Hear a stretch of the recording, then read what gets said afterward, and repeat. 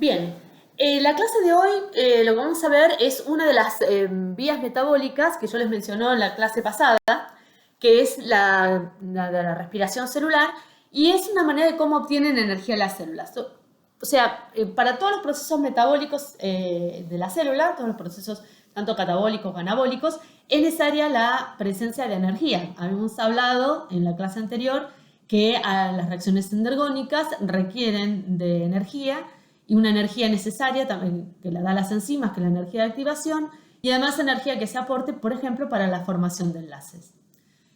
Todas las vías metabólicas, todas las reacciones que componen las distintas vías metabólicas están mediadas por enzimas.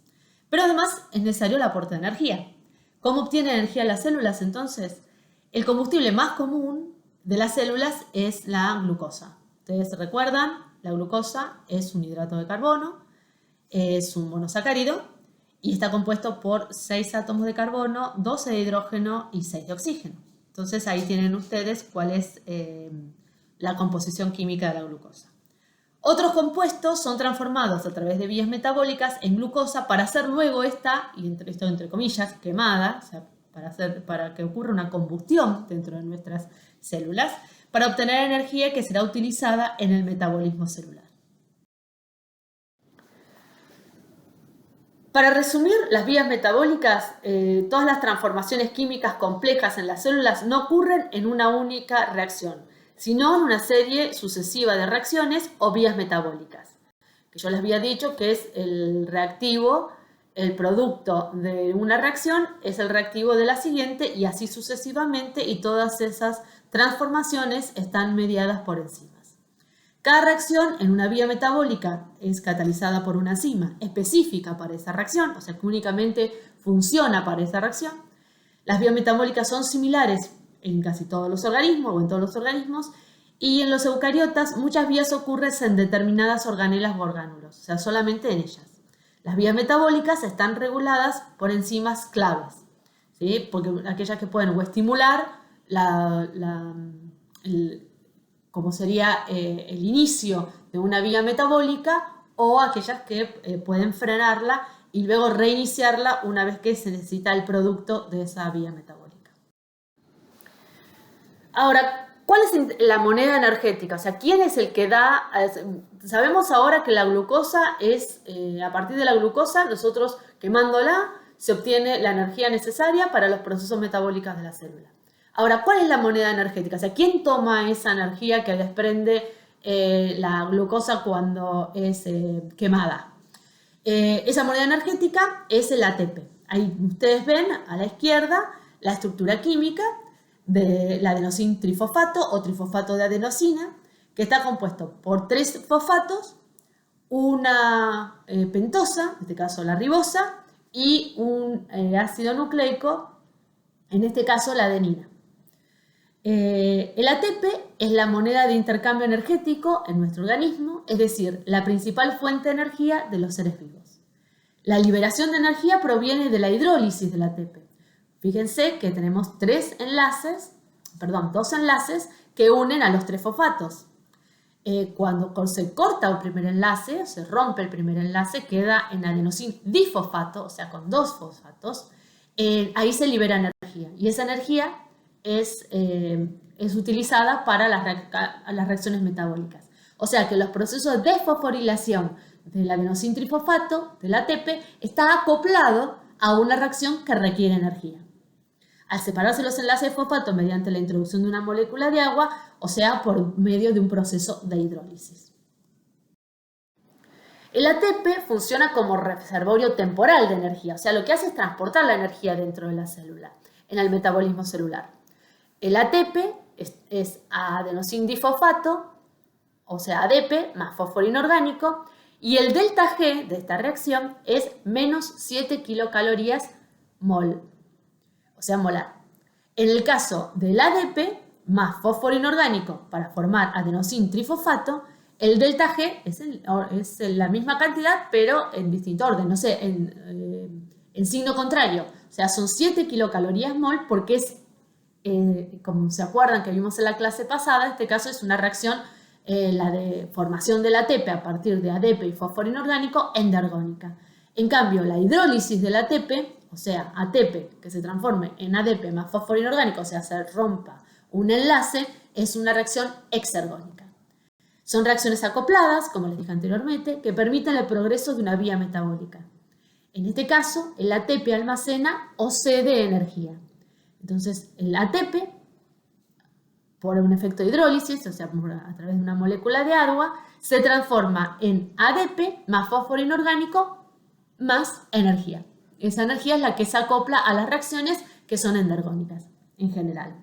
La diferencia de las flechitas es porque la otra la dibujé yo. No es porque haya ninguna diferencia en términos del equilibrio de la reacción. El ATP se puede acoplar a reacciones endergónicas y exergónicas. En el caso de las reacciones endergónicas, el ATP aporta la energía necesaria para su realización por medio de la hidrólisis de ATP. En este caso de reacciones exergónicas, para formar ATP a partir de ADP y fósforo inorgánico. O sea, nosotros tenemos reacciones endergónicas necesitan energía, por lo tanto, se va a acoplar el ATP y se va a formar ADP más fósforo inorgánico y esa energía va por ejemplo, a formar un enlace de esa reacción que está acoplada. En el caso de las reacciones exergónicas, lo que se hace es si se acopla a una reacción exergónica es para aprovechar esa energía para unir fósforo inorgánico y ADP y formar ATP. Ahí en la figura de la derecha tenemos, fíjense que está la molécula de adenosintrifosfato, la adenina, la ribosa y los 3 grupos fosfato, y tenemos adenosin monofosfato, es cuando tiene un único fosfato unido, adenosin difosfato, cuando tiene 2 fosfatos unidos a la ribosa, y adenosin trifosfato, cuando tiene 3 fosfatos unidos a la ribosa. En cada ruptura de enlace se va a desprender una determinada cantidad de energía. El ATP es el protagonista de los intercambios de energía. Ahí lo vemos en los procesos metabólicos de catabolismo y anabolismo. El catabolismo, si ustedes recuerdan de la clase anterior, vamos de moléculas complejas hacia moléculas simples. Entonces, si lo que hacemos es se rompen enlaces, esa energía es aprovechada para formar ATP. Entonces, la reacción hacia acopladas es ADP más fósforo inorgánico para la formación de ATP. Son reacciones acopladas. En el caso de los procesos anabólicos, en el anabolismo, vamos de moléculas simples hacia moléculas complejas. Entonces, como es un proceso endergónico que requiere energía, lo que ocurre es la hidrólisis del ATP transformándose. La reacción acoplada es de ATP a ADP más fósforo inorgánico, con la liberación de energía que es aprovechada para la formación de enlaces y la formación de moléculas complejas. La transferencia de energía en la célula, entonces en las transformaciones de energía dentro de la célula, se implica la intraferencia de electrones entre niveles energéticos y frecuentemente entre distintas moléculas. Los electrones que se transfieren usualmente van acompañados de un protón, formando un átomo de hidrógeno. O sea, cuando nosotros ocurre un proceso en reacciones acopladas de óxido-reducción o reacciones redox, que es las que vamos a ver ahora, cuando ocurre la transferencia de un electrón, o sea, que una molécula o un átomo cede un electrón y es captado por otra molécula u otro átomo, lo que se va a transferir también es el protón, porque lo que se hace es se transfiere un átomo de hidrógeno. Entonces, por ejemplo, tenemos en un medio de oxígeno 2, más 2 electrones más 2 protones, se forma agua. La transferencia de energía se lleva a cabo por medio de reacciones acopladas. Las reacciones acopladas son aquellas donde la energía libre de una reacción, en este caso exergónica, es utilizada para conducir o dirigir una segunda reacción endergónica. Por lo tanto, las reacciones acopladas representan reacciones liberadoras de energías acopladas a reacciones que requieren energía. Es lo que vimos anteriormente con el ATP, cuando se hidroliza, se acopla a reacciones que requieren energía. En cambio, aquellas reacciones que son exergónicas, o sea, cuando hay rupturas de enlaces, se acoplan a reacciones en las cuales se forma ATP a partir de ADP y fósforo inorgánico. Eso para un ejemplo. Siguiendo con las reacciones acopladas, volviendo al tema de las reacciones de óxido-reducción o reacciones redox. En el caso de las reacciones redox, tenemos un compuesto que cede electrones y otro compuesto que va a captar esos electrones. O sea, uno se oxida al perder electrones y otro se reduce al ganar electrones. Esto, al ganar los electrones, se aumenta en su nivel energético. Esos procesos, por lo tanto, de reducción y oxidación se llaman reacciones redox. Tenemos un agente reductor que posee electrones, que va a pasar a un estado oxidado. El compuesto A, en este caso, pierde sus electrones y pasa como agente reductor, como es reductor, reduce a otro, cede sus electrones y por lo tanto se oxida. Su estado final va a ser oxidado. Un compuesto B, que se denomina agente oxidante, que capta electrones, o sea que se va a reducir, capta los electrones que desprende A, el compuesto B gana esos electrones y se va a reducir, va a estar en estado final reducido, o sea, un estado energético mayor. Estas son reacciones acopladas de tipo redox. Son muy importantes las reacciones acopladas en los sistemas biológicos, porque también es una manera de transferir energía. Hay coenzimas relacionadas con reacciones de óxido-reducción y una de las más comunes es la nicotinamina dinucleótido, que es el NAD o en su estado oxidado o en estado reducido. El NAD, cuando gana 2 electrones más, en este caso 2 protones, va a dar NADH más un protón. En el caso de que se encuentre en estado reducido, lo que se basa al estado oxidado y se desprende de los 2 electrones y del protón. En el caso del FAD, que es otra coenzima, gana en el estado, cuando está en el estado oxidado, gana 2 electrones y 2 protones y pasa a FAD hidrógeno 2, o sea, en estado reducido. Y ocurre también el proceso inverso, o sea, del FAD en estado reducido va a FAD en estado oxidado. En la figura de la derecha nosotros vemos, no es para que ustedes lo sepan de memoria, pero para que tengan una idea cómo son químicamente la estructura de estas 2 coenzimas. La nicotinamina dinucleótido y el FAD, que ahora no me acuerdo cómo es el nombre, pero después se los averiguo. Pero vamos a concentrarnos en el NAD. El NAD oxidado y el NAD reducido funcionan como transportadores de electrones y energía libre. Y lo que ocurre es que, como ven acá, tenemos reacciones acopladas. O sea, funciona como un intermediario que va a obtener electrones de un proceso de oxidación de otro compuesto y va a ceder esos electrones en un proceso de reducción de un otro compuesto. En este caso, tenemos el compuesto A, que está en estado reducido, y se oxida.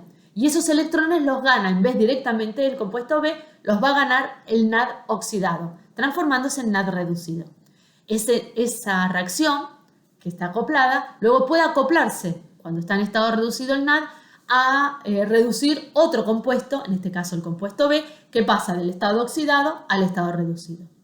Por lo tanto, a ver si destrabamos el trabalenguas. El compuesto A, hidrógeno 2, o sea, en su estado reducido, recuerden que cuando se ceden electrones también se ceden protones, se oxida transfiriendo 2 átomos de hidrógeno y el NAD oxidado se reduce a NAD reducido más un protón.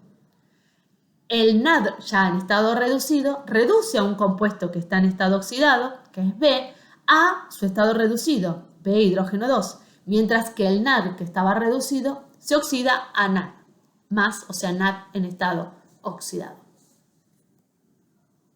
Esa es la manera en la cual se hace transferencia de energía entre este tipo de sustancias. Las coenzimas. Bien, ahora vamos a... Todo esto viene en términos introductorios para ver la vía metabólica que vamos a estudiar, o sea, que voy a tratar de explicarles y que ustedes luego van a tener que estudiar, que es la respiración celular. La respiración celular es una larga vía metabólica que la podemos subdividir nosotros en 3 partes. Una es la glucólisis, luego es la oxidación del ácido pirúvico, del piruvato, y luego tenemos lo que se llama respiración celular, que corresponde al ciclo del ácido cítrico o el ciclo de Krebs y la fosforilación oxidativa o cadena transportadora de electrones. Hasta el fin último, que es obtener ¿qué? ATP, una gran cantidad de ATP. Al final de este proceso, en presencia de oxígeno, que ocurre así completo como está, únicamente cuando hay oxígeno, se obtiene entre 36 y 38 ATP. O sea, es una gran cantidad de energía disponible para la célula a partir de una molécula de glucosa. O sea, de una molécula de glucosa se van a obtener de 36 a 38 moléculas de ATP. Monedas energéticas. Entonces, iniciamos con la oxidación de la glucosa. Si nosotros tenemos un calorímetro y ponemos un mol de glucosa, ¿qué vamos a obtener al quemarlo? Vamos a obtener 673 kilocalorías mol. La oxidación de glucosa va a dar como compuestos dióxido de carbono y agua. Y a ustedes ahí lo que ven es la reacción equilibrada, ¿no es cierto? De glucosa se obtienen 6 moléculas de dióxido de carbono y 6 moléculas de agua. La oxidación de la glucosa en la célula no ocurre como ocurre en un calorímetro, no puede ocurrir en una única reacción. ¿Por qué? Porque es incompatible con la vida. Se quemaría la célula. Imagínense, se desprendería de golpe 673 kilocalorías por cada mol de glucosa que estuviéramos quemando. Sino en una cantidad de reacciones reunidas en distintas vías metabólicas que son similares en todos los organismos, desde bacterias a humanos. Y eso tiene que ver con la relación que tenemos de parentesco entre todos los organismos vivientes, ¿no? Que compartamos las mismas vías metabólicas para funciones tan importantes como es la de la obtención de energía. Cada reacción que compone esas vías es catalizada por una enzima específica, en todas las vías metabólicas, y reguladas por la actividad de enzimas claves. O sea, hay enzimas que van a determinar si se va a producir el proceso o no. En los eucariotas, algunas de las vías metabólicas relacionadas con la oxidación de glucosa ocurren dentro de determinados orgánulos. Esos orgánulos son las mitocondrias. Hay 3 procesos, como les mencionaba, metabólicos que intervienen en la utilización de la glucosa como fuente de energía: la glucólisis, la respiración celular y la fermentación. El proceso de glucólisis en todas las células inicia el metabolismo de la glucosa produciendo 2 moléculas de 3 carbonos, que es el piruvato o el ácido pirúvico, que es lo mismo. En este proceso no interviene el oxígeno, o sea, no es necesario que esté presente el oxígeno. Si hay oxígeno, ocurre. Si no hay oxígeno, también ocurre en la glucólisis. Luego pasamos al proceso de respiración celular. Solo ocurre en presencia de oxígeno y convierte cada molécula del ácido pirúvico o el piruvato, proveniente de la glucosa, en 3 moléculas de dióxido de carbono. O sea, está rompiendo enlaces en una serie de pasos metabólicos. Una gran cantidad de energía es almacenada como ATP y el producto final del proceso es el agua. ¿Por qué? Porque el aceptor final de todos esos electrones y protones, que ahora se va a ver cómo ocurre, es el oxígeno. Es el oxidante, el que va a reducirse con todos esos protones y electrones del proceso de combustión por esa vía metabólica de la glucosa. Cuando no hay oxígeno luego de la glucólisis, o sea, ocurre la fermentación en ausencia de oxígeno.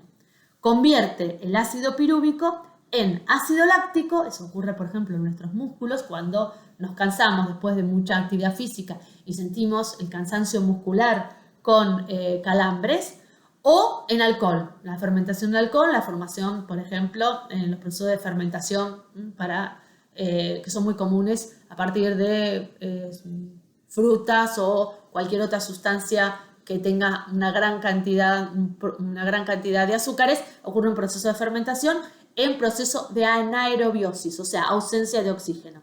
O sea, se obtiene alcohol. Se obtiene de este proceso mucha menos energía que en la respiración celular. Por eso es común en las bacterias, hay bacterias anaeróbicas que hacen los procesos de fermentación y otros organismos unicelulares que hacen procesos de fermentación, pero como son unicelulares no requieren gran cantidad de energía. Nosotros no podríamos, ¿no es cierto? Por todos los procesos metabólicos que involucran nuestro organismo. Dependiendo de la presencia o ausencia de oxígeno, las células obtienen energía por medio de vías metabólicas diferentes. Esto como para repetir un poco, taladrar un poco más en lo que veníamos charlando antes. Cuando el oxígeno está disponible como aceptor final de los electrones y protones, ocurren 4 vías metabólicas sucesivas. Glucólisis, seguida por la oxidación del ácido pirúvico, que se descarboxila, el ciclo de Krebs o del ácido cítrico y la cadena transportadora de electrones. Cuando el oxígeno no está presente, solo ocurre la glucólisis y la reducción del ácido pirúvico con la formación de ácido láctico o la fermentación, con la producción de alcohol. Espero que esto esté claro. Bueno, y para seguir insistiendo con lo mismo, acá ven un par de grafiquitos que me parecieron interesantes incorporar porque más o menos reduce toda la información. Y vemos hacia la izquierda, cuando hay oxígeno presente, que tenemos los procesos de glucólisis, en la cual la glucosa pasa a ácido pirúvico, en este caso la glucosa que desde 6 carbonos va a pasar a un compuesto de 3 carbonos, que es el piruvato o ácido pirúvico, se oxida el piruvato, se une a otra molécula que se forma acetilo y se une a la coenzima A y forma acetil-CoA, ingresa al ciclo de Krebs, el ciclo del ácido cítrico, y luego a la cadena transportadora de electrones. Y ahí se obtienen los 36 ATP o 38. En el caso de que no haya presencia de oxígeno, la glucólisis ocurre igual, tenemos la glucosa, se obtienen los 2 piruvatos y aquí cambian las cosas. Ocurre una fermentación, o sea, en vez de oxidarse el piruvato, se reduce y se obtiene lactato o ácido láctico y alcohol o alcohol. ¿Qué pasa en eucariotas y en procariotas? En eucariotas, vamos mejor primero a empezar con los procariotas que son más simples. En procariotas, todo este proceso ocurre en la glucólisis y la fermentación y el ciclo de Krebs en el citoplasma. Recuerden que en los procariotas no hay organelas, excepto que los ribosomas, ¿no es cierto? En el resto no hay nada. Y entonces, en la cara interna de la membrana plasmática y en algunos pliegues que se van formando en la membrana plasmática ocurre la oxidación del ácido pirúvico y la cadena transportadora de electrones con proteínas transportadoras de electrones asociadas a esa membrana. En el caso de los eucariotas, tenemos que en el exterior de la mitocondria, o sea, del orgánulo donde va a ocurrir la respiración celular, en el citoplasma ocurre la glucólisis y en el caso de que no haya oxígeno, la producción de ácido láctico.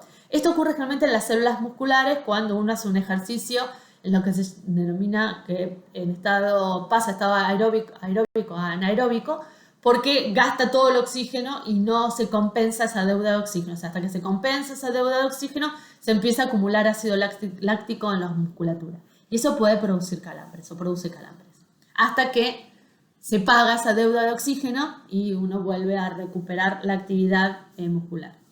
Ahora, de la glucólisis con oxígeno, pasamos al interior de la mitocondria, en la membrana interna, ocurre la oxidación del ácido pirúvico y la cadena transportadora de electrones.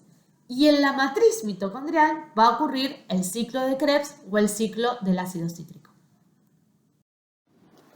Bueno, aquí vemos, volviendo a las células eucariotas, la estructura de la mitocondria. La mitocondria, fíjense que arriba tenemos una fotografía de microscopio electrónico, que ahí se observan, tiene una doble membrana y luego tenemos la membrana interna que se invagina, formando lo que se denomina las crestas mitocondriales y bueno, una membrana externa lisa y en esas crestas mitocondriales lo que vamos a tener en su interior va a ser la matriz mitocondrial.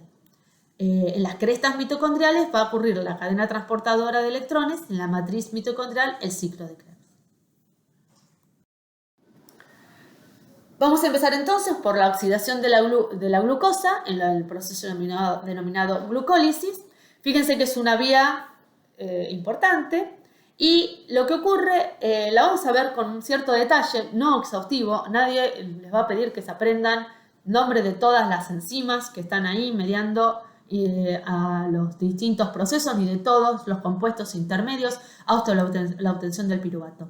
Esto es para que ustedes vean que es un proceso complejo, que tiene muchos pasos intermedios hasta la obtención del piruvato. Tenemos una primera fase en la cual lo que ocurre primero es que primero se activa la glucosa, se fosforila. Fíjense que se hay acoplada una reacción de fosforilación del ATP, que pasa de ATP a ADP. Una enzima que podemos saber que son las quinasas. Todas las quinasas intervienen en los procesos de desfosforilación y fosforilación del ATP. Y pasan al glucosa 6-fosfato.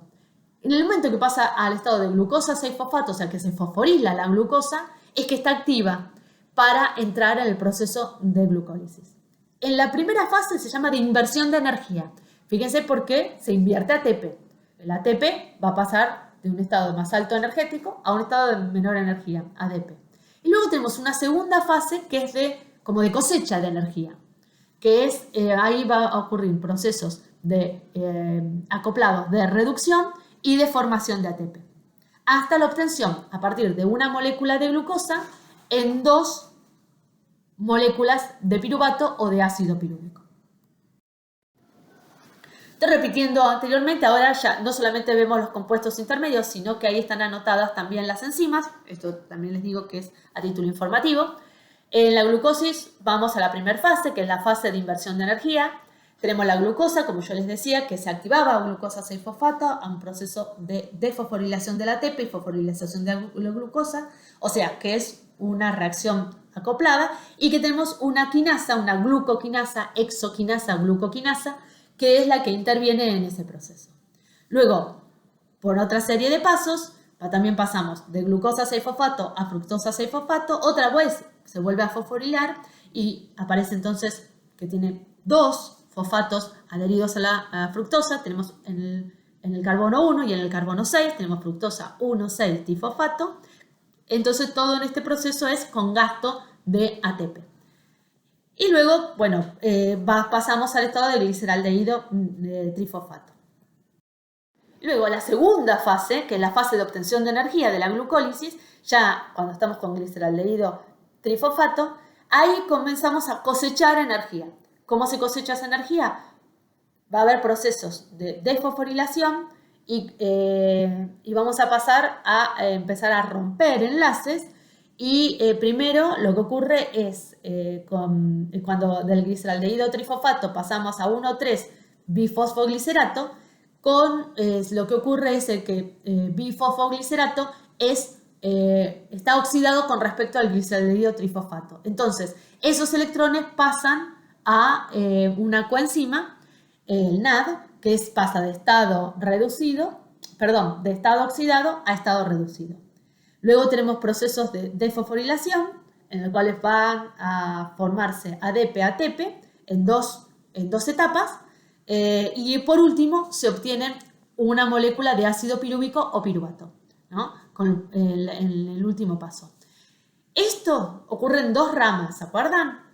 Si volvemos vuelvan ustedes a la diapositiva precedente, van a ver que se divide en 2 ramas. Entonces, por cada molécula de glucosa, que tiene 6 carbonos, se van a obtener 2 moléculas de ácido pirúvico o piruvato, que son de 3 carbonos.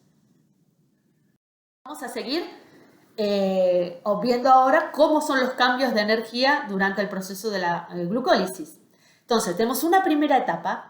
Fíjense que en este gráfico, que me pareció muy ilustrativo, para que se pueda entender bien, o eso espero, los cambios energéticos de la glucólisis, tenemos en un gráfico, en el eje Y, tenemos un delta G, es el cambio de energía de las distintas reacciones, y luego el avance en lo que sería el eje X, el avance de las reacciones. Entonces, la primera reacción de la glucólisis es levemente endergónica, ¿sí? Porque acuérdense que pasamos de glucosa a glucosa 6-fosfato, con la inversión de una molécula de ATP. Luego volvemos a invertir una molécula de ATP hasta obtener lo que se llama gliceraldehído trifosfato.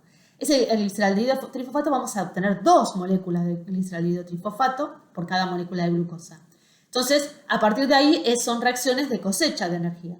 Fíjense que vamos a obtener 2 NAD, de estado oxidado vamos a pasar a estado reducido, NAD reducido más H, más un protón, y luego son reacciones exergónicas que son acopladas a la reducción del NAD, el que estaba en estado oxidado pasa a estado reducido, y la síntesis de ATP, o sea, obtener ATP a partir de ADP y fósforo inorgánico, para obtener piruvato.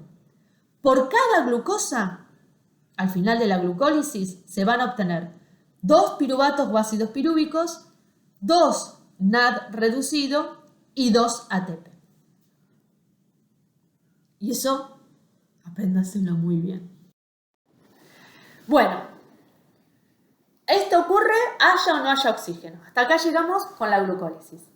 Ahora, si hay oxígeno, ocurre el proceso de oxidación del piruvato o del ácido pirúvico. Esto es cuando ingresa, o sea, recuerden que la mayor parte de la glucólisis ocurre en el citoplasma. Ahora, cuando ingresa a la mitocondria, en el momento del ingreso, va a haber un proceso de transformación, que es la oxidación del ácido pirúvico, y lo que va a ocurrir es que el ácido pirúvico se va a descarboxilar, va a perder dióxido de carbono, va a perder un carbono, y se le va a adicionar una coenzima. Entonces va a formar un grupo acetilo que unido a la coenzima A se llama acetil-CoA. Y al mismo tiempo, acoplado, va a haber un proceso de reducción, o sea, el ácido pirúvico se descarboxila y al mismo tiempo se oxida acetil-CoA y acoplado a esta reacción, el NAD oxidado va a pasar a NAD reducido. Entonces, el ácido pirúvico es transportado a la matriz mitocondrial y antes de entrar al ciclo de Krebs o el ciclo de ácido cítrico, se oxida, reduciendo al NAD. Es la reacción que relaciona la glucólisis con el conjunto de reacciones de la respiración celular, la oxidación del ácido pirúvico. Dentro de la matriz mitocondrial va a ocurrir el ciclo de Krebs o del ácido cítrico, que es un proceso exergónico, o sea, lo que va a captar energía, que ocurre en la matriz de la mitocondria, que captura energía como ATP y poder reductor por las formas reducidas del NAD y del FAD, que son las dos coenzimas, que van a estar acopladas a toda esta serie de reacciones que forman un ciclo, o sea, que va a reconstituir la molécula inicial del proceso. Cuando ingresa el acetil-CoA, a partir del oxalacetato se forma citrato y luego de una serie de reacciones y de transformaciones, lo que va a pasar es que van a ocurrir, progresivamente estos compuestos intermedios del ciclo se van a ir oxidando y van a ir reduciendo al NAD. Al mismo tiempo se descarboxilan con la eliminación de dióxido de carbono.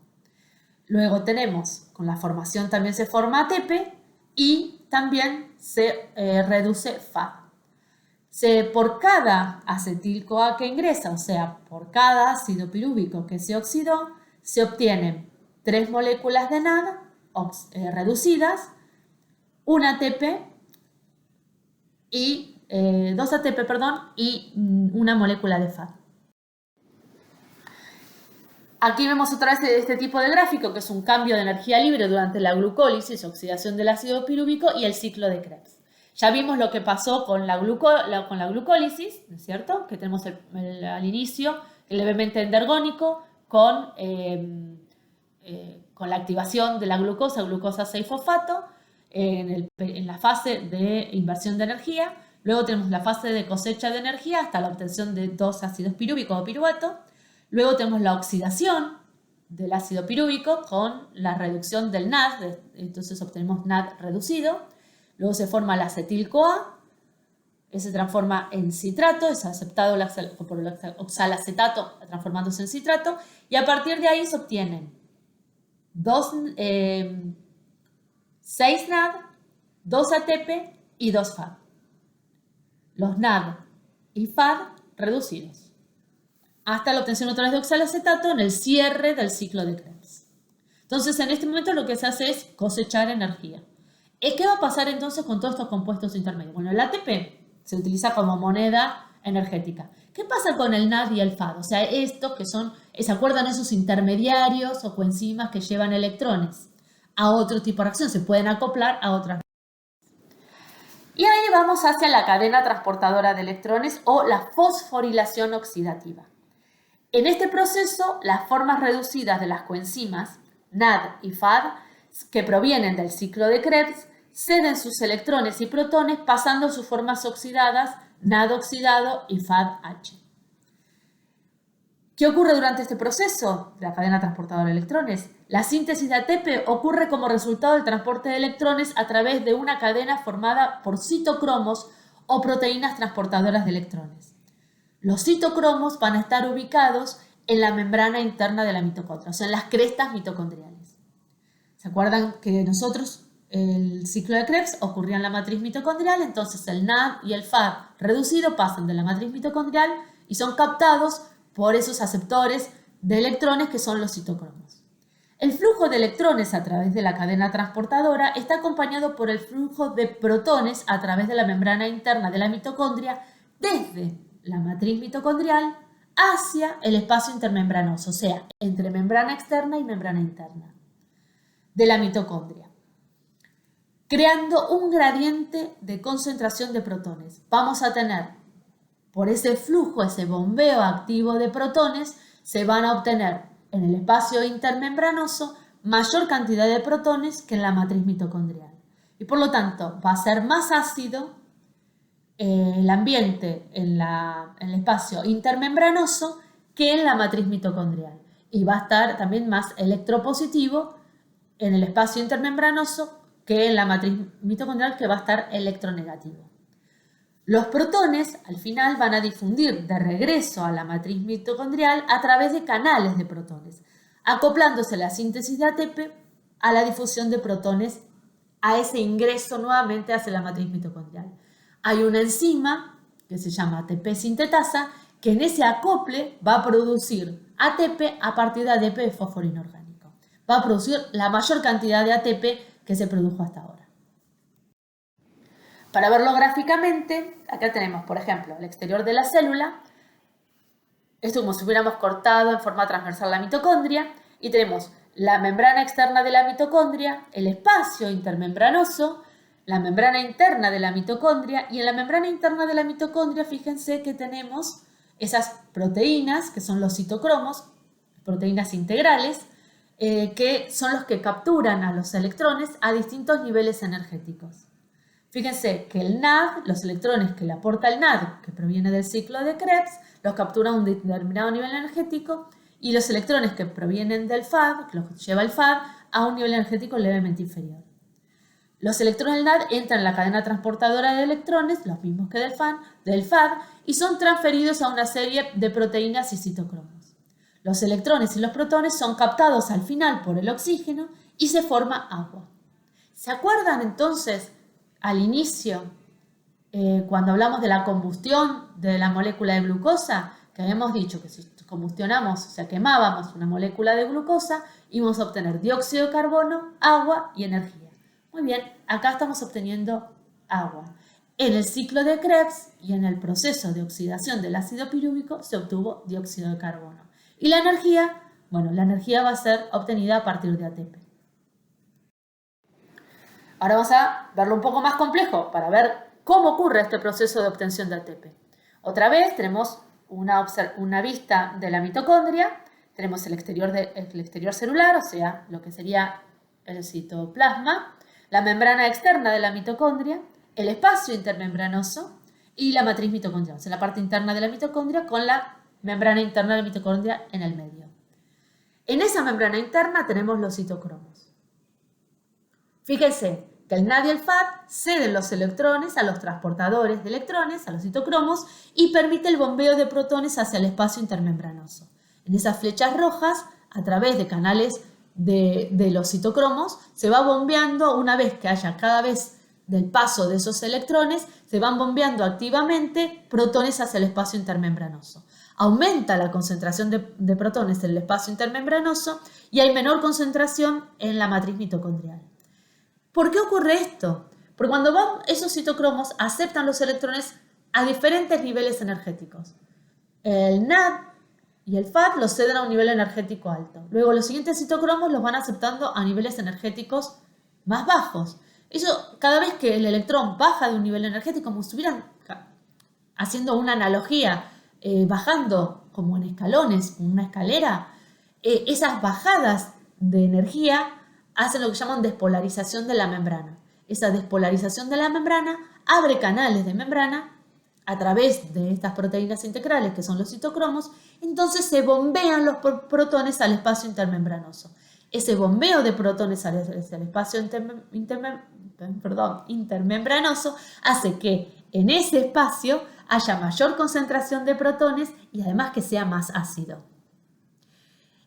Esa diferencia, que se llama un gradiente electroquímico que se produce, químico porque es más ácido, eléctrico porque tenemos una polarización, porque tenemos la parte positiva en el espacio intermembranoso y lo negativo quedó en la matriz mitocondrial, hace que se active la ATP sintetasa, que es esa enzima que vemos ahí un poco más compleja, y esa ATP sintetasa se abren los canales, son como un complejo proteico, abre un canal donde van a pasar todos los protones siguiendo su gradiente de concentración, o sea, a favor de su gradiente de concentración, y eso hace que la enzima se metabolice formando ATP a partir de ADP más fósforo inorgánico. O sea, toda esa energía es invertida para formar ATP a partir de ADP y fósforo inorgánico.